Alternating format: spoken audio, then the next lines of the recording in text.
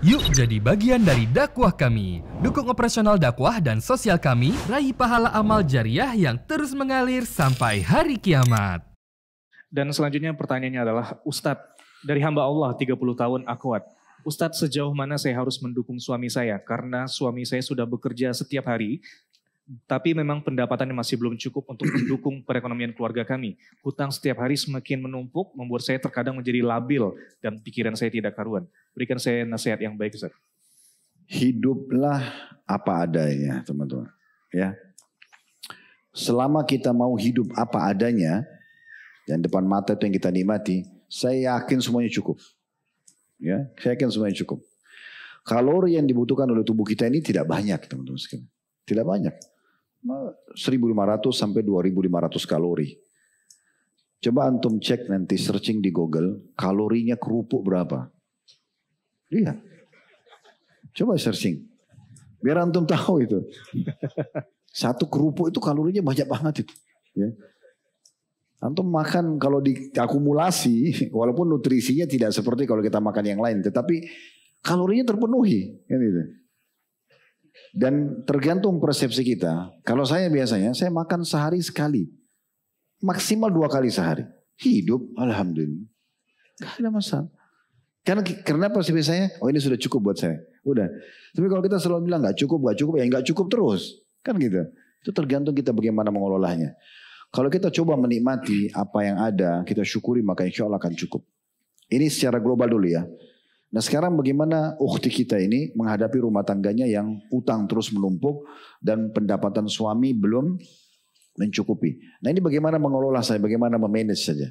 Ya, kalau suami hanya mampu ukhti karimah, ukhti yang terhormat ini, kalau suami hanya mampu membeli, misal kita bicara paling buruknya cuma bisa beli 1 bungkus nasi per hari. Contoh, ya udah makanlah berdua di situ. Nggak ada piring, makan di daun pisang, nggak apa-apa. Makan itulah cinta yang sebenarnya kan gitu. Ya udah hidup sesuai dengan kemampuan suami. Jangan dipaksakan. Oh kayaknya nggak cukup kalau kita 1 bungkus nih. Kita harus makan 2 bungkus, 3 bungkus per hari. Nah kemampuannya tidak mampu. Hanya terpaksa utang kan gitu. Jadi kita teman-teman sekalian tergantung kondisi dan keadaan. Kalau kita lihat riwayat para sahabat ya. Mereka yang tidak punya makanan. Maka mereka dalam satu peperangan pernah. Beberapa sahabat menukil, kami pernah diutus Nabi SAW berperang, kami hanya makan sehari 1 butir kurma dengan cara mengisapnya. Kenapa? Karena mereka bisa menerimanya itu. Kondisinya bisa diterima. Bukan saya bilang jangan berusaha ya. Karena kondisi ukhti yang sedang bertanya ini kan bagaimana menenangkan diri. Sementara utang terus bertambah. Ya coba lebih disyukuri dan dipas-pasin udah. Berhenti melihat teman-teman sekalian tetangga di sebelah.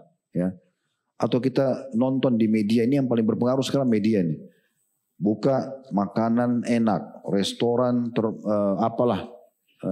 tersohor apa sekarang. Wah keluar semua menu-menunya. Minta harus beli itu. Ya susah. Kalau ada uang gak ada masalah. Masalahnya lagi tidak ada uang. Mata kita ini punya nafsu juga ya. Mata itu punya nafsu, hidung, semua ini ada nafsunya. Nafsu mata itu melihat.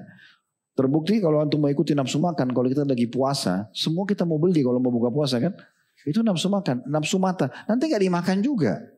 Jadi bisa dikontrol sebenarnya. Itu mungkin yang pertama. Yang kedua, coba banyak berdoa kepada Allah Subhanahu Wa Taala, introspeksi diri ya. Kemudian yang ketiga, negosiasi sama pemilik utang ini. Siapa tahu memang ada di antara mereka yang Allah lunakkan hatinya. Datang ini kondisi kami, sebenarnya kami ini kesulitan membayar utang. Bisa nggak utang ini dimaafkan saja, misal. Atau ada jalan keluar nggak? Pendapatan kami misalnya 1 bulan 2,5 juta. Kami harus bayar utang 300.000. Pengeluaran kami 2 juta. Ini nggak cukup. Bagaimana solusinya? Supaya jangan dianggap saya lari. Ya, diskusi. Karena biasanya pemilik piutang itu teman-teman sekalian marah kalau yang utang ini lari kan gitu. Ditelepon susah. Bahkan dia lebih galak daripada orang pemilik uang gitu ya. Ini agak aneh memang gitu ya. Karena seakan-akan pemilik piutang yang salah. Nah makanya Nabi SAW mengingatkan kita masalah itu. Jadi orang mukmin itu sangat mudah kalau meminjamkan uang, transaksi. Sangat mudah juga kalau menagih ataupun dia mengembalikan haknya. Semua atau memberikan hak orang lain itu semua bagian daripada ibadah. Ya, Allahu a'lam.